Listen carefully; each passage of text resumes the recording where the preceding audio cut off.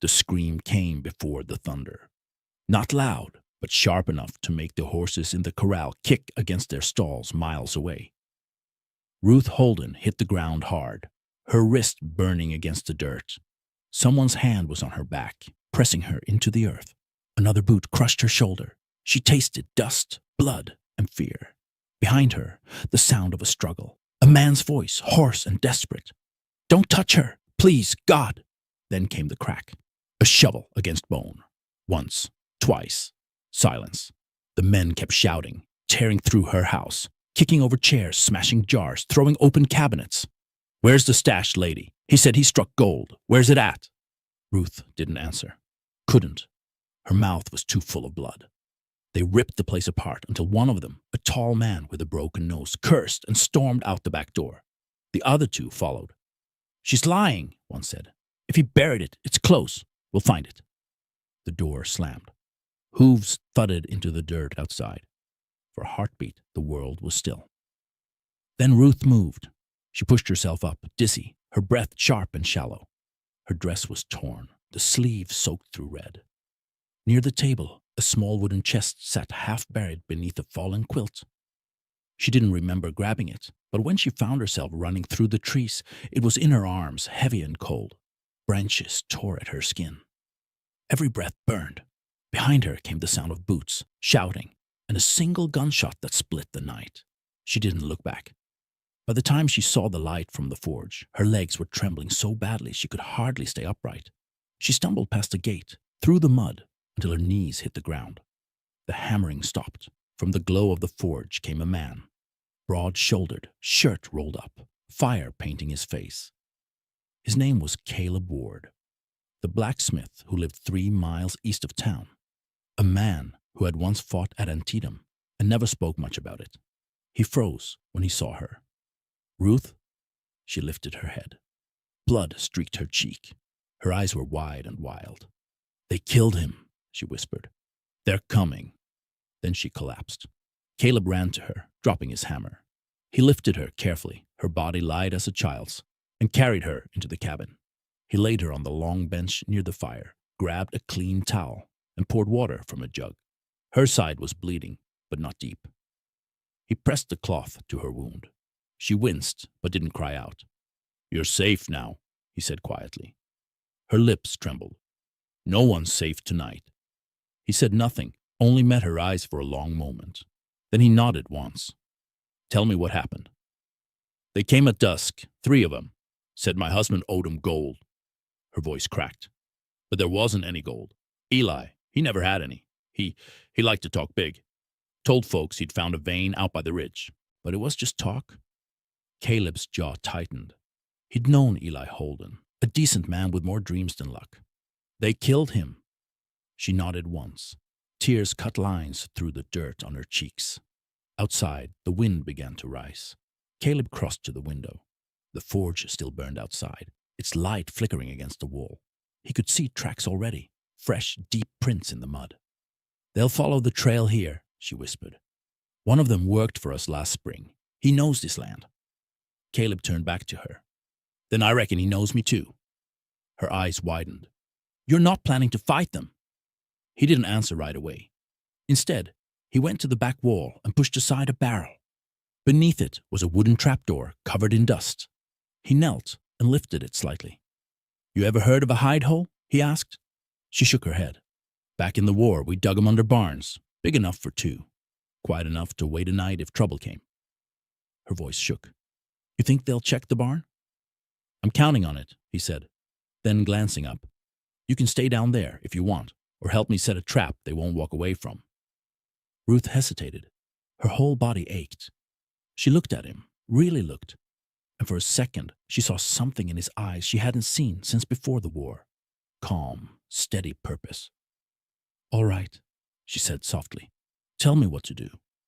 The two worked in silence. He handed her nails, rope, lanterns. She helped lay iron spikes near the doorway, stacked old barrels in the shadows. Every movement was deliberate, efficient. She could feel her pulse in every breath. By the time they finished, night had fully fallen. Only the red light from the forge painted their faces. Then came the sound. A single gunshot, far off, but closer than before. The echo rolled down the valley like thunder.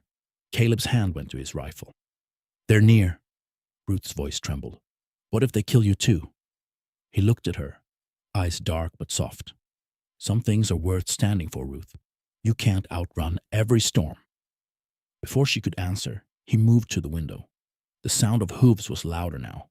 3 horses moving fast. He turned back to her. Down below, no light, no sound. Don't come up till I say. I can help, she said again. His face softened. You already did. For a moment their hands touched, her fingers cold against the calloused warmth of his. Then he lifted the trapdoor, and she climbed down into the dark. He closed it, threw a rug over the spot, and blew out the lamps. Only the faint red glow of the forge remained. Outside, hooves stopped. Voices followed. Well, I'll be damned, one said. Heard a woman came through here, pretty, bleeding, carrying something that ain't hers. Caleb stepped out of the shadows, rifle low at his side. You boys got the wrong place. The man with the broken nose grinned. Maybe, but that blood trail says otherwise. Then you better be sure it's hers before you follow it, Caleb said. The man spat in the dirt. You hiding her, blacksmith. I don't hide folks, Caleb said, but I don't take kindly to men threatening women on my land. The man laughed. Ain't your land no more. He raised his shotgun. Caleb moved first. The first shot shattered the silence. Sparks leapt from the forge as iron screamed. The horses reared. Ruth, under the floorboards, covered her mouth to keep from crying out. Then another shot, another scream. Outside, someone cursed, stumbled, fired blind into the dark. And then silence. When the trapdoor lifted, smoke rolled down into the hole. Caleb's face appeared, lit by firelight. His hands shook, but his eyes were steady. It's done, he said. Ruth climbed out, trembling. Are they? 2 are dead. He nodded toward the door. One's breathing, for now. She looked at him, at the man she'd only known in passing, and saw something in him shift. Not victory, not relief, something heavier. He glanced at her again, voice low. If you've come this far into the story, take a deep breath. Maybe pour yourself a cup of coffee, or whatever keeps you warm tonight. And if stories of courage and second chances speak to you, go ahead and subscribe. Because this night's far from over. The night had gone quiet. Too quiet for the things that had just happened. Smoke curled from the forge, painting the stars in dull streaks of orange and gray. Caleb stood over the surviving outlaw, his boot pressing lightly against the man's chest. The man's breath rattled. His hand was clamped over a bleeding shoulder. He looked up through gritted teeth. Where's the rest of your gang? Caleb asked. The outlaw spat, missing his boot by an inch. You think I'll tell you? Caleb cocked the rifle. The metallic click broke through the silence. You ain't got much time left to think. The man smirked weakly. We don't need gold. We need her. Caleb's brow furrowed. What do you mean? The outlaw coughed, a spray of red hitting the dirt. He told us she knew something, said she had a map, something Eli took from the mine foreman before he died. Ruth stepped out from the shadows, then, pale, shaking, eyes red from tears and smoke. That's a lie. I don't have any map. The man gave a weak laugh. Then what's in that box you ran off with? Her gaze dropped to the small wooden chest she had placed near the table earlier. The one she'd carried through the storm. Caleb followed her eyes, his expression darkening. He looked back down at the outlaw. You're gonna tell me exactly who sent you. The man's grin faded. You don't understand. He owns the whole valley now. The sheriff, the mine, the men who work the rails. You kill me, and he'll come for both of you. Caleb's voice dropped. Name. The outlaw hesitated, then whispered, Silas Boone. The name hung in the air like ash. Caleb straightened slowly, his face unreadable. He's alive? The man coughed again, blood pooling under his chin. Alive and rich. Runs the Boone Mining Company out by Devil's Hollow. Said Eli stole his survey papers. Said your lady here was in on it. Then his body went limp. Ruth's hands shook. He's lying. Caleb, I swear. He turned to her, quiet but firm. I believe you. but something had changed in his eyes. Not doubt, exactly, but recognition, a memory he'd buried long ago. Boone, he murmured. I fought beside that man once, before he turned outlaw, before he built his empire on stolen graves. Ruth swallowed hard. He'll come here, won't he? He nodded. He will. She stepped closer, her voice trembling. Then I'll leave. I can't bring that kind of trouble to you. But he caught her wrist, not rough, but steady. You walk out of here alone, you won't make it 5 miles. Boone's men will be waiting on every road. Then what do we do? He looked toward the chest again. First, we see what's worth killing for. He set it on the table and pried the latch with a knife. The hinges creaked. Inside, beneath a folded scrap of linen, were several papers, faded, water-stained, and a small leather pouch tied with string. Ruth stepped closer. Those aren't mine. Eli must have hidden them. Caleb unfolded one of the papers. It was a hand-drawn map, jagged ridges, dotted mines, streams marked with crosses. At the center was one word, hollow. The Devil's Hollow, Caleb whispered. That's Boone's territory. Ruth looked over his shoulder. So Eli really did find gold? Caleb shook his head slowly. No, this ain't gold. This is iron. Boone's been buying land because he knows the railroad's coming through here. Whoever controls that valley controls everything. She stared at him. Then Eli died for this. He met her eyes. Looks that way. She sank into a chair, burying her face in her hands. All this death for a few pieces of paper. He hesitated before setting a hand on her shoulder. No, Ruth, not for paper, for power. They sat in silence for a while, the fire popping softly. Outside, coyotes called from the ridge. The night had grown cold. Ruth looked up, her voice faint. You said you knew Boone once. Caleb's face darkened. He was my commanding officer during the war. The kind that sent boys to die so he could write his name in the reports. I saw him hang deserters myself, men who were just starving. And after the war? He disappeared. Rumor was he took Confederate gold, moved west, and bought a mine. Guess those rumors were true. Ruth exhaled. Then you know what kind of man he is. Caleb nodded. Which means we can't just wait for him to come. She frowned. You're not thinking of going after him. He looked at her, and for a moment his voice softened. I'm thinking of ending this before it finds you again. Ruth stood, shaking her head. No, you'll die. I've already died once, he said quietly. Out there, under the flag of men who forgot what they were fighting for. Her eyes shimmered with tears. And what about me? You expect me to hide in that hole while you walk into hell? He smiled faintly. No, I expect you to keep breathing. That's how you win. By morning, the bodies were buried behind the forge. The sun rose slow and red over the ridge. Caleb had packed his rifle, a canteen, and the papers into a saddlebag. Ruth stood by the barn, her hands twisting the hem of her shawl. At least let me ride part of the way. He shook his head. You stay. If I'm not back by tomorrow night, ride north to Silver Creek. Tell the marshal what happened. She bit her lip. And if they come here again? He turned, his eyes soft but firm. Then you do what I taught you last night. Her voice broke. Why are you doing this for me? He paused. Because no one ever did it for me. Then he mounted his horse and rode toward the valley, the morning light cutting across his face. Ruth watched until the dust swallowed him whole. The road to Devil's Hollow was long and mean. Sagebrush twisted up from the ground like old bones. Every mile felt heavier than the last. By midday, Caleb reached the edge of the canyon, and there it was, Boone's camp. Tents, wagons, a small mill, and in the center, a mansion of raw timber and stone, 2 stories high. He dismounted, tethered his horse, and crouched low. His old soldier's instincts stirred awake. 2 guards stood by the gate. He waited for the wind to rise, then moved, silent, swift. When the gust came, he was already behind them. The knife was fast. The bodies fell without a sound. Inside, the house was all gold trim and arrogance. Boone's taste, through and through. He found him in the great room, older now, gray hair slicked back, a cigar burning between his fingers. He looked up as Caleb entered, unfazed. "Well, if it isn't the blacksmith," Boone said, voice dripping with mockery. "I heard about last night. You've got blood on your hands again, soldier." Caleb's jaw flexed. "You sent your men to kill a woman." Boone shrugged. "She stole from me."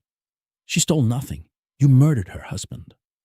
Boone leaned back, smiling. "Collateral damage. Besides, Eli Holden was a thief." Caleb's voice was low. "You want those papers?"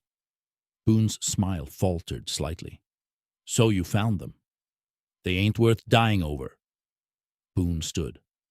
"Everything's worth dying over if you're the one who gets to live after." He reached for his revolver, but Caleb was faster. The shot cracked like lightning. Boone staggered, back clutching his arm. Caleb's voice was steady. "You took enough lives for your empire. This is where it ends." But Boone only laughed through the blood. "You think killing me changes anything? I've got men, money, power. You've got a broken past and a bleeding conscience?" Caleb raised his gun again, then stopped. Boone sneered. "Go on, Ward. Be the hero.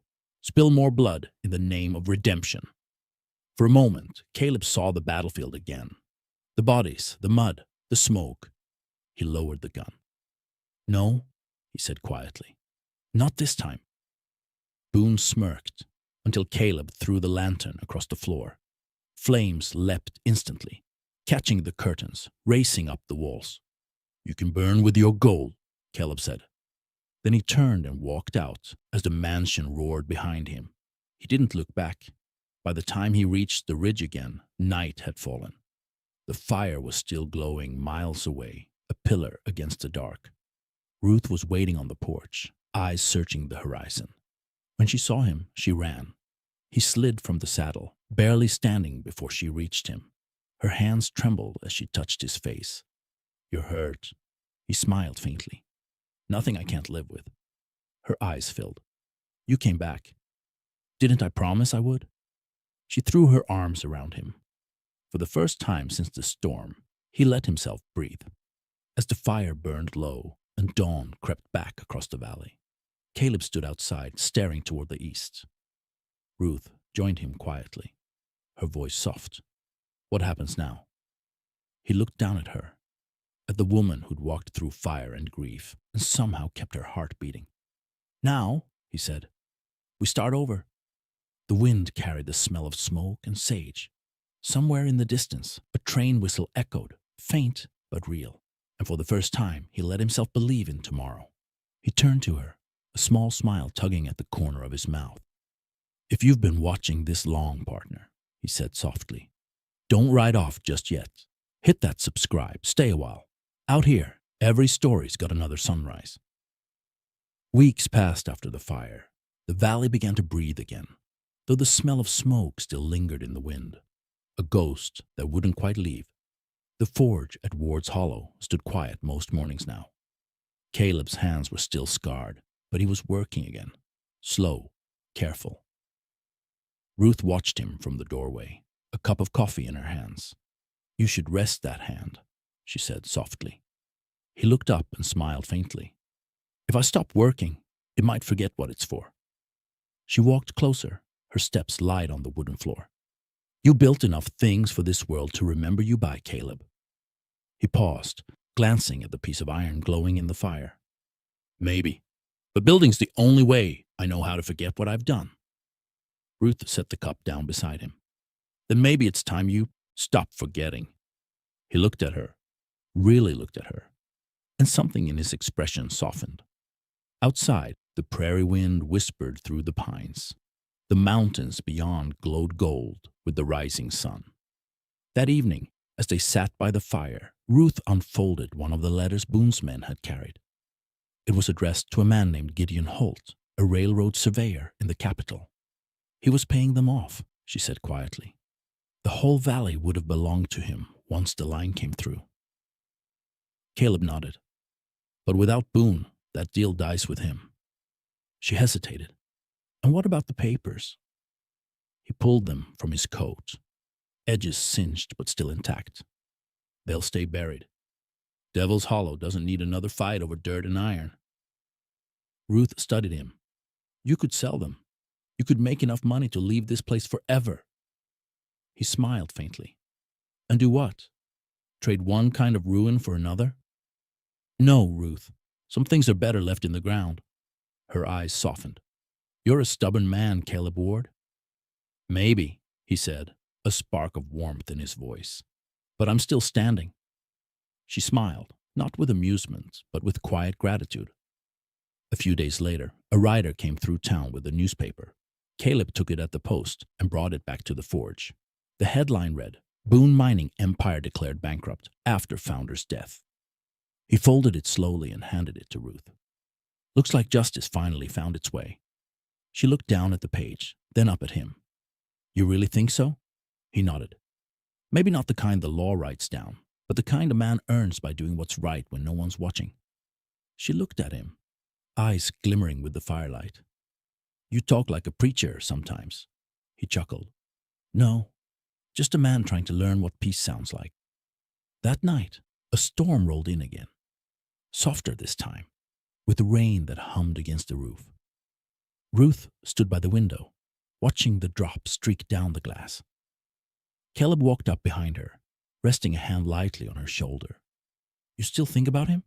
She nodded. Eli? Yeah, every day, but it's different now.